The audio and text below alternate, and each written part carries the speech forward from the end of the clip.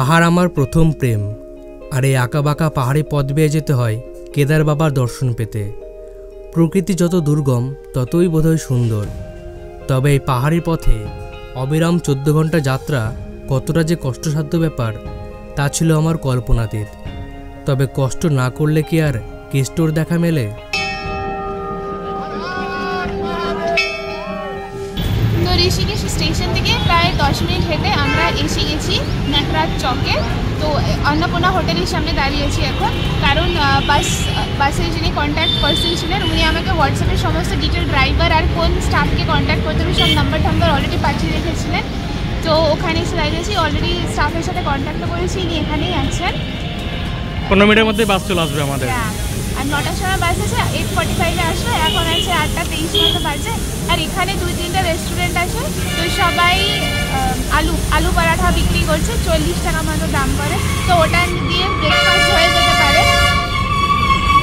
এই চকটা খুবই জমজমাট, স্টেশনটা যেরকম ছিমছাম একদম শান্ত নিরিবিলি পাহাড়ের কোলে, এই জায়গাটা একদম অল দ্য টাইম গাড়ির রাশ চলছে। কিছু মেডিকেলের সব, খাবার রেস্টুরেন্ট, ফলের দোকান এগুলো রয়েছে, সবগুলো রয়েছে, জমজমাট জায়গা। আর আমরা তো একটা স্ট্রিট মানে রাস্তার একটা স্ট্রিট ফুড আর কি।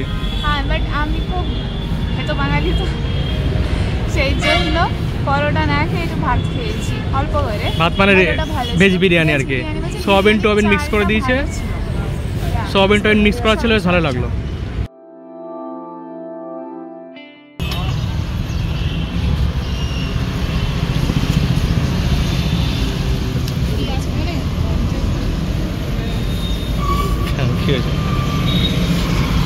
কি আছে এটা? Veg biryani 40 rupees. ট্রেনের বিরিয়ানির থেকে ভালো at least. Yeah, the rice is good.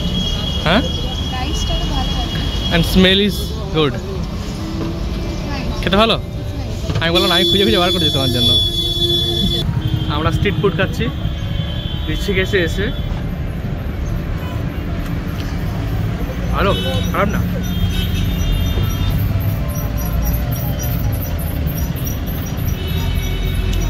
40 টাকার প্রাইস জাস্টিফাই করে, রাইসটা অ্যাটলিস্ট ভালো। টক টক আছে, দই দিয়েছে উপর দিয়ে, সোয়াবিনের বড়ি দিয়েছে। আমরা চেয়েছিলাম ভাত জাতীয় কিছু খেতে, কারণ এই পরোটা খেয়ে না আমাদের গ্যাস হয়ে যায় সবসময়, মানে বাজে ঢেকুর ওঠে। তো আমি এটা খুঁজলাম, দেখলাম এটাই পেলাম, স্ট্রিট ফুড লোকে খাচ্ছে এখানকার লোকজন, আমি আসলে এটাই খাইনি।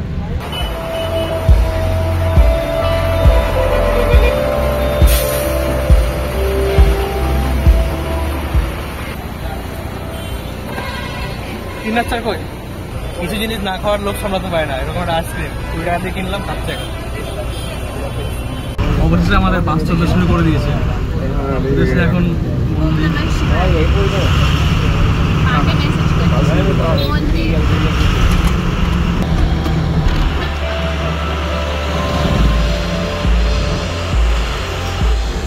নটার সময় আমাদের বাস ছাড়লো সোনপ্রয়াগের উদ্দেশ্যে। কতক্ষণ লাগলো বাসে যেতে আমরা অবশ্যই আপনাদের জানাবো, দেখতে থাকুন, দেখবো এবার জগৎটাকে।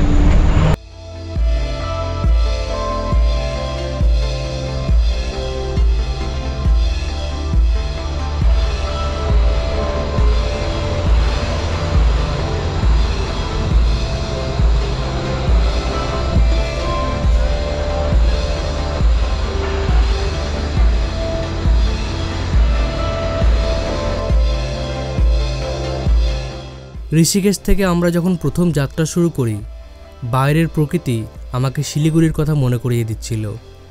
এজন্য বাড়ির উঠোন পেরোলেই পাহাড়, আর এই পাহাড়ের কোলে একটু মৃদু বাতাস জীবনের সমস্ত জড়তা কাটিয়ে দেয়।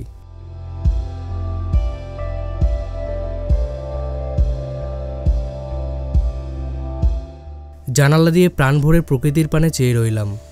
প্রাচীর এখানে রেঙেছে রং বেরঙের আলপনায়।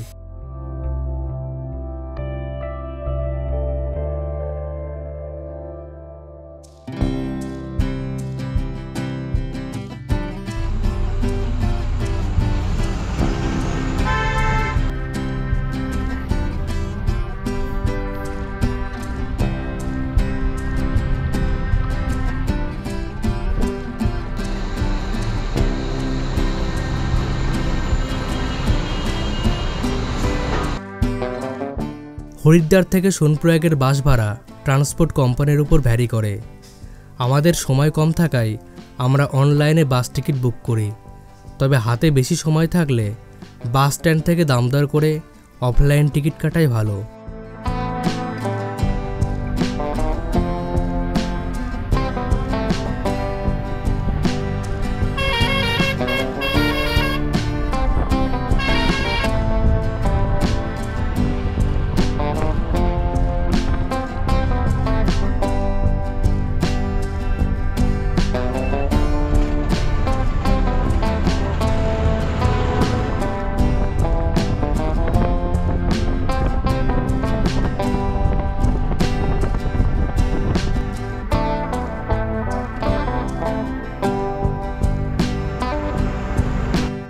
পাহাড় এখানে রুক্ষ এবং শুষ্ক, সে যেন আজ বৃষ্টির অপেক্ষায় পথ চেয়ে রয়েছে। কয়েক পশলা বৃষ্টিতে সে চিরসবুজ রঙে সেজে উঠবে। এতটা জার্নি করে সবাই এসছে তো, প্রচুর যারা এসছে এখানে সবাই প্রায় ঘুমিয়ে গেছে। আমি একটু হালকা ন্যাপ নিয়েছি, সুদেশরাও ঘুমিয়েছিলাম।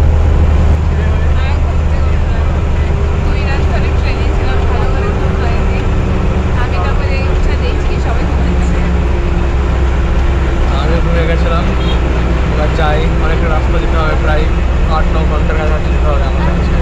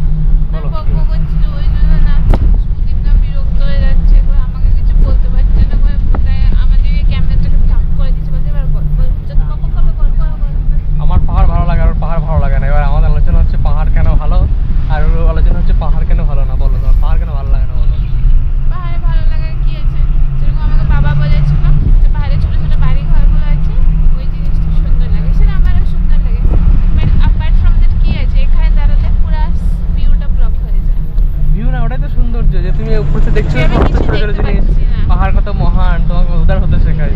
তুমি উদার হচ্ছ ওখানে গিয়ে। মানে পাহাড়ের মানুষদের কি হয়, অ্যাভারেজ সমতল ভূমির থেকে পাহাড়ের মানুষদের লোকজনের মন অনেক বড় হয়। দেখো কেন বলো তো, কষ্ট করে বড় হয়, সেজন্য ওরা অ্যাডজাস্টমেন্ট আর কম্প্রোমাইজটা ভালো করে। মানে আমাকে ভগবান এত ভালো জায়গায় জন্ম দিয়েছে, সবকিছু রকম আমি পাচ্ছি ফ্যাসিলিটি, আমি কেন কষ্ট করে এখানে। ওইটাই তো তোমার যে কষ্টের সঙ্গে যে জীবন কাটাতে হবে সেটাই তো শেখার জন্য পাহাড়ে আসতে হবে। তুমি কিছুদিন আসো পাহাড়ের মানুষের সঙ্গে মিশো, তাহলে বুঝবে যে অত আরাম কিছুই না, আরাম হয়। আর যারা পাহাড়ে আছে তারা ওই ভিউ দেখার জন্য আসে, হোটেলে জল আছে, হ্যাঁ আছে, ব্যান আছে, গরম জল পায়। আর actually life is very difficult পাহাড়ে। আমি 3 ইয়ার্স থেকে আমার এক্সপিরিয়েন্স থেকে বলছি। তোমার কালিম্পংয়ে কি ধরনের অসুবিধা ফেস করতে হতো? হ্যাঁ, একটুখানি বৃষ্টি হবে আর রাস্তা ধস নেমে যাবে, রাস্তায় নেই যাবোটা আছে, বোল্ডার স্পোর্ট তো উপর থেকে, খুবই রিস্কি। কালিম্পংয়ে কখনো বরফ পড়তে শুনেছে? কালিম্পংয়ে বরফ পড়েনি, কোনো এক বছর অনেক জীবন আগে পড়ছিল। ওখানে টেম্পারেচার কেমন থাকে অ্যাভারেজ? I don't remember. শীতকালে মোটামুটি 8-10 এরকম নাকি? না 5-6 হয়ে যায়। ঘরের ভিতরে আগুন জ্বালাতে লাগে, খুব কষ্ট। ঠান্ডা ভাই, খুব বৃষ্টি হয়, খুব বৃষ্টি, আর জলের খুব সমস্যা, জল পাওয়া যায় না। মোমোর দাম কেমন ওখানে কালিম্পংয়ে? এখন তো সবই দাম হয়ে গেছে। আমি যেখানে থাকতাম ওখানে একটা ছোট্ট ঘুমটির মতো দোকান ছিল, ওখানে যে ড্রাইভার সেরকম ওনারা খেতেন তো মোমো, তার জন্য সস্তা হতো করে আমি ওখান থেকে খেতাম।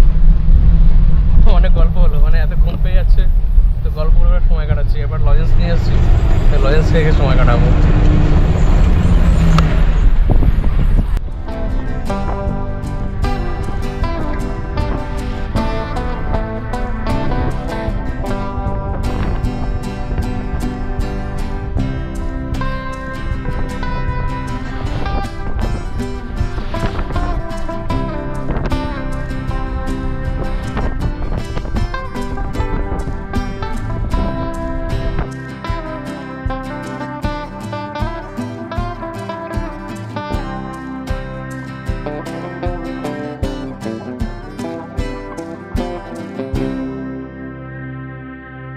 নটার সময় আমরা যাত্রা শুরু করেছি, এখন বাজে 11:15 আর বাস মাঝপথে দাঁড়িয়েছে। এখানে খাবার দাবারের ব্যবস্থা রয়েছে হোটেলে, খাবার ব্রেক বলতে পারেন, কেউ যদি টয়লেট করতে চাই টয়লেটে করা যাবে। তো এখন অনেক রাস্তা যেতে হবে, তো চলুন দেখতে থাকুন, দেখবে এবার জগৎটাকে।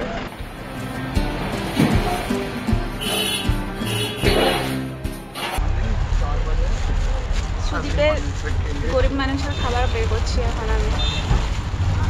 এখানে খাবার আছে, আমরা ঠিক একটু মুড়ি খাবো। পাহাড়ে ওয়াইন্ডিং ওয়েতে না শরীরটা। ভেজ বিরিয়ানি খেলাম সকালবেলা, ভালোই ছিল। গুলাই শরীর গুলাই। তারপরে স্প্রাইট খেয়ে নিয়েছি, আর সমস্যা নেই। স্প্রাইট খেয়েছি, তারপরে কলা কিনেছি। আর এই অল্প একটু মুড়ি গ্রাম খাবো। বাংলার মুড়ি।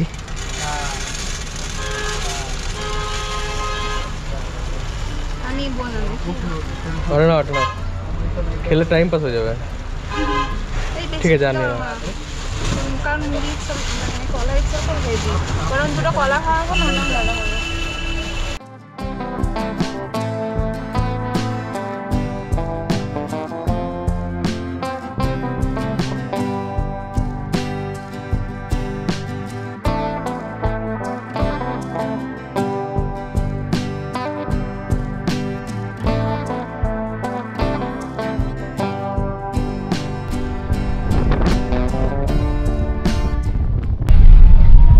আমি বকবক করছি, শুধু বারবার ওই ক্যামেরাটা আমার দিকে তাকাচ্ছে।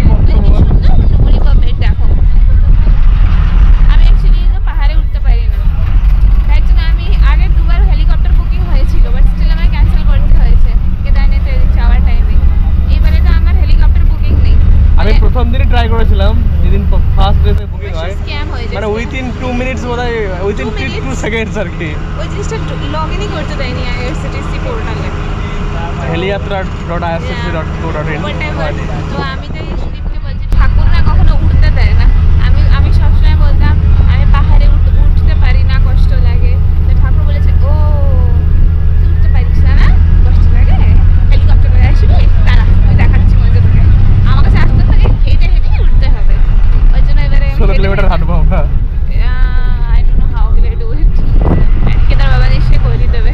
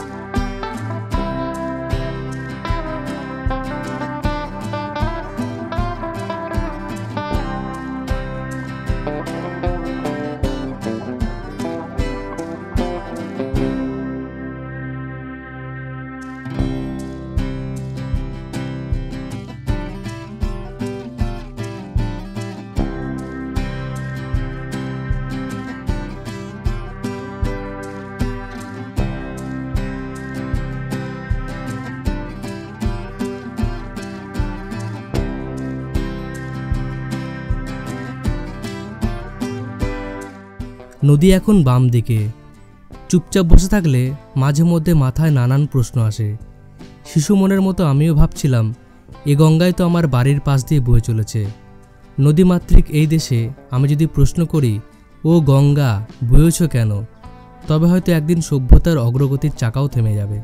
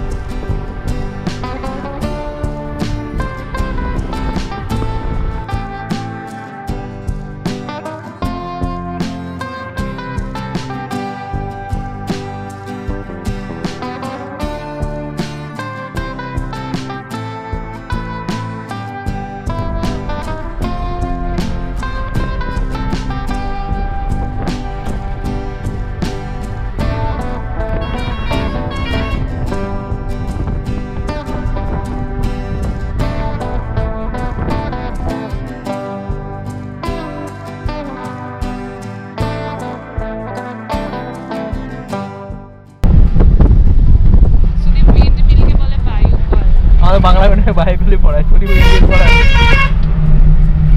ঠিক আছে, গুজরাটে আমার পায়কল দেখেছি, অনেক মজা লেগেছে। আমারও বায়ুকল শুনে খুব মজা লেগেছে। ওই জন্য সুদেশা বলছি যে এখানে যদি পায়কল আসে তাহলে সুদীপের 16 গলা পড়বে, তো পুরো এনজয় করছে। Still enjoy.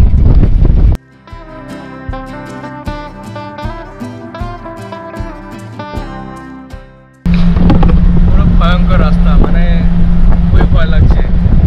গিরিখাত, নদী ঘাট, বড় বড় গিরিখাত। বড় বড় নদী ঘাট, এগুলো আমি শিখেছি। হাত উল্টে দিয়ে দিয়ে বসছি পাহাড়ে। মাঝে মধ্যে গা গলাচ্ছে, অনেকজন পোশাক থাকতে দাঁড়িয়ে পড়েছে, তারপরে এতক্ষণ বসে বোর হয়ে যাচ্ছে আর কি। আমরা মাঝে মধ্যে লজেন্স ফ্লাইন্স চিবাচ্ছি, আর কি করবো, টাইম পাস হচ্ছে না, গল্প গুজব করছি। আমি গল্প করলে তাও আমি বিরক্ত হয়ে গিয়ে আমার দিকে ক্যামেরাটাকে একটু ধরিয়ে দিচ্ছে। মানে ও গল্পগুলো আমি একা শুনবো কেন, আপনারাও শুনুন। Nobody is interested.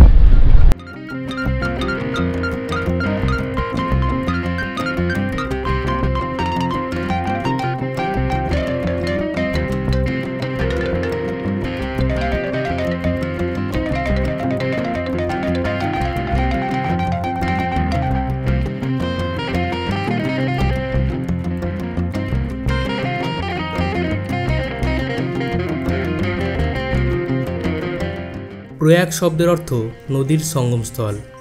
সোনপ্রয়াগ যেতে প্রথমে দেবপ্রয়াগ ও পরে রুদ্রপ্রয়াগ দেখতে পাওয়া যায়। প্রতি প্রয়াগেই অলকানন্দা নদীর দেখা মেলে।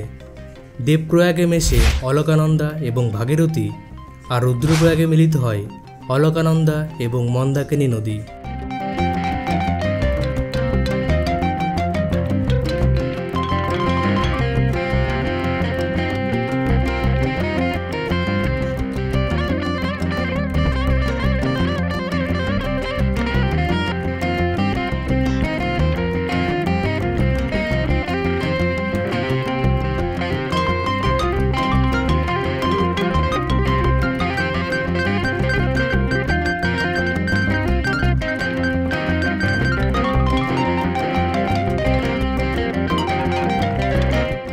নদীর শক্তি দেখে অবাক হতে হয়। পাহাড় থেকে বড় বড় পাথরের চাই সে কত দূর দূরান্তে বয়ে নিয়ে এসেছে। অনবরত পাহাড় কেটে নতুন রাস্তা নির্মাণ করছে, আর আমরা জীবনের কত ছোট ছোট সমস্যায় যেন মুচড়ে পড়ি।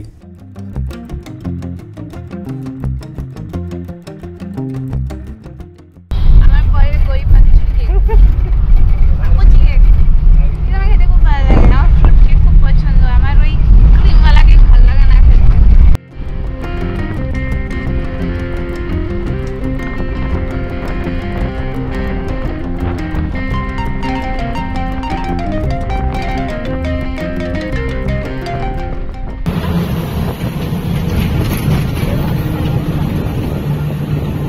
এই হচ্ছে বাসের স্পিড।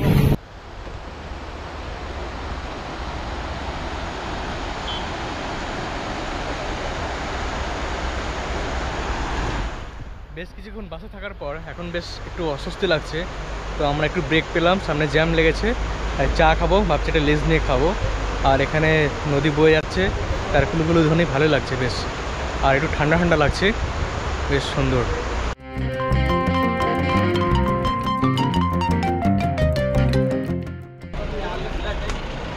कहाँ से आए आप? इंदौर। बहुत दूर, मध्य प्रदेश से। इंदौर, इंदौर में मैं गया था।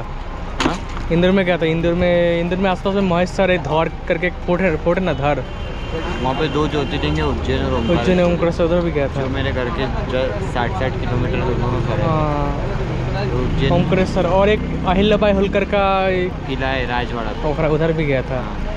और उधर से मांडू गया था, मांडू उज्जैन में महेश्वर। उज्जैन में तो हम पुजारी हैं। पुजारी है। हाँ,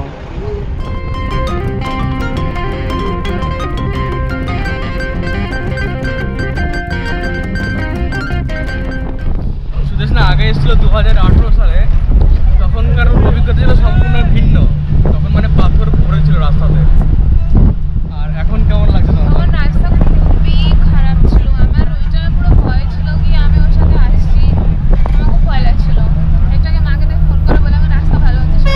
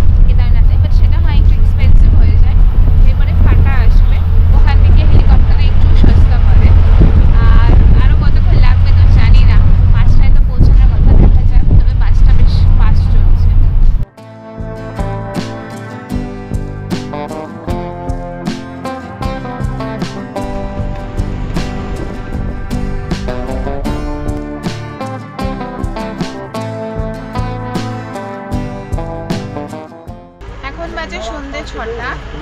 আমরা সোনপ্রয়াগ থেকে এখন 10 কিলোমিটার নিচে আছি। প্রায় বিকেল 4:20 থেকে জ্যামে দাঁড়িয়ে রয়েছি।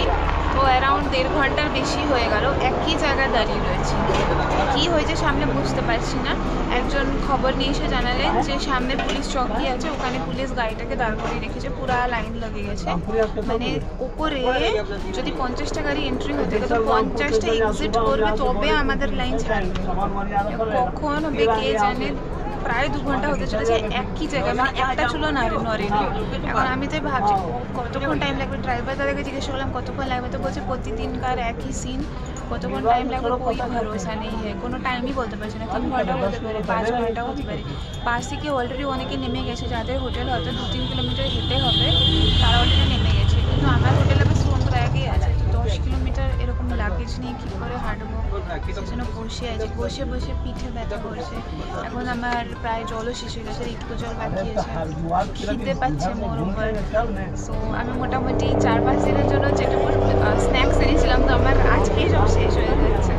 উপরে গিয়ে কিছু কিনে নেবো, বাট এখন একটা রাস্তার মাঝখানে দাঁড়িয়েছি, দোকানপাটও পাচ্ছি না, কোথা থেকে জল পাবো, কোথা থেকে কী করবো বুঝতে পারছি না। মানে 9টা থেকে যাত্রা শুরু করেছি আমরা, রাত 9টা থেকে হোটেলে পৌঁছাতে পারবো কিনা সেটাই বুঝতে পারছি না এখন, এমন অবস্থা। মানে লাইন বাই লাইন গাড়ি দাঁড়িয়ে গেছে। যেমন সিকিমে অনেক সময় রাস্তা ধস নামলে রাস্তা জ্যাম হয়ে যায়, ঘন্টা দাঁড়িয়ে রাখতে হয়, এখানেও সেই একই অবস্থা। মানে ওরা মেনটেন করতে চাইছে যাতে মানুষের সুবিধা হয়, মেইনটেনেন্সই হচ্ছে, বাট এত বেশি পিলগ্রিমস হয়ে গেছে না যে তার প্রেশারটা নেওয়া যাচ্ছে না আর কি। এই জন্য মানে এত ব্লক হয়ে যাচ্ছে রাস্তাটা। আমি তো ভয় লাগছে, মানে যেতেই এরকম অবস্থা হচ্ছে, আসতে কি ওখানে কেউ কি আমি শুনছি কি পুরা পার্কিং লেগে থাকে। কত গৌরীকুণ্ড অবধি, মানে সোনপ্রয়াগ থেকে গৌরীকুণ্ড অবধি যে ট্যাক্সিটা যায় 4 কিলোমিটার, সেটার লাইন নাকি 3 কিলোমিটার। আমাকে এক্ষুনি বলছে 3 কিলোমিটার যদি লাইন দিতে লাগে তাহলে আমি 4 কিলোমিটার হেঁটে চলে যাবো, বুঝলি? সেটাই তো, পুরো লাইন লেগে গেছে।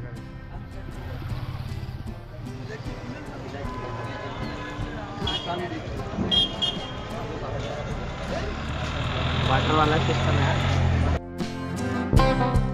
আমরা কেদারনাথ যাত্রা করছি। এই মুহূর্তে আমরা রয়েছি ফাটার কাছে একটি গ্রামে, আর এখানে গত 3 ঘন্টা ধরে আটকে রয়েছি।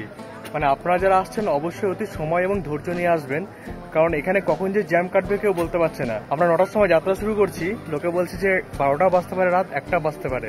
আমি যদি আপনাদের দেখাই, পুরো লাইন বাই লাইন গাড়ি দাঁড়িয়েই রয়েছে। আমাদের ড্রাইভার ভাইকে জিজ্ঞেস করলাম যে কখন ছাড়বে, কোনো উত্তর দিতে পারছেন যে কখন ছাড়বে। পুরো রাত 12টা বাজতে পারে, রাত 1টা বাজতে পারে।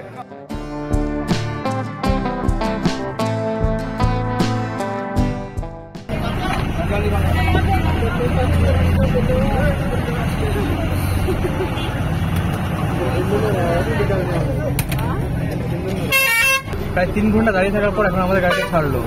যাই না কখন হোটেলে পৌঁছাবো, দেখি সামনে আবার জ্যাম লাগে নাকি। পৌঁছতে পারলে আবার বাঁচি, মানে শরীর খুবই ক্লান্ত হয়ে গেছে।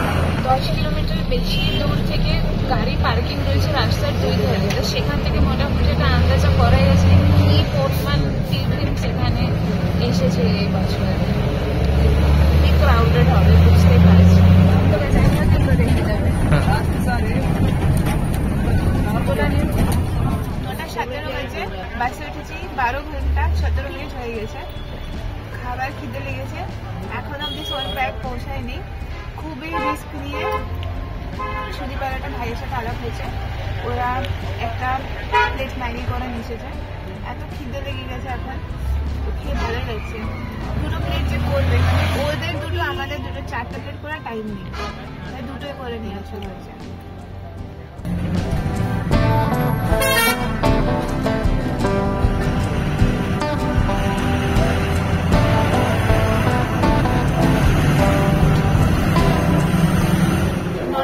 জার্নি শুরু করেছি সকালবেলা, এখন বাজে রাত্রি 10টা।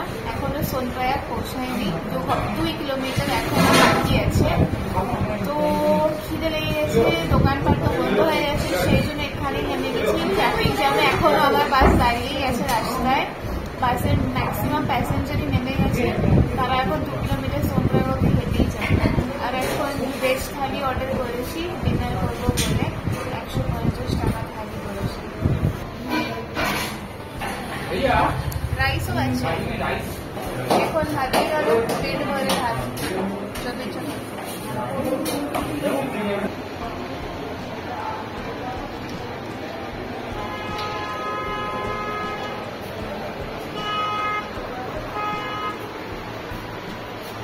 আমরা উঠেছি সোনপ্রয়াগের দেবলোক হোটেল অ্যান্ড রেস্টুরেন্টে। এটা ছোট রুম, ব্যাগটা পড়ে গেছে, ছোট রুম, বাট স্টিল অ্যাটলিস্ট পেয়েছি, ওটাই একটা বিগ ডিল। কারণ এখানে এত যাত্রী এসেছে, এত যাত্রী, মানে অর্ধেকে বাইরেই বসে রয়েছে, তাই না, মানে ইভেন ভদ্রমহিলা। যাই হোক, এটা 3000 নিয়েছে, গিজার আছে, অন করে দিয়েছে। 2-3 ট্রেনে ঘুমাতে পারিনি, স্নানও করতে পারিনি। তো স্নান করবো, গরম জল রয়েছে, আমি শান্তিতে ঘুমাবো আগে, তারপরে এখন মাথায় কাজ করছি। এই যে বেডটা খুবই ছোট আছে, বাট ভালো।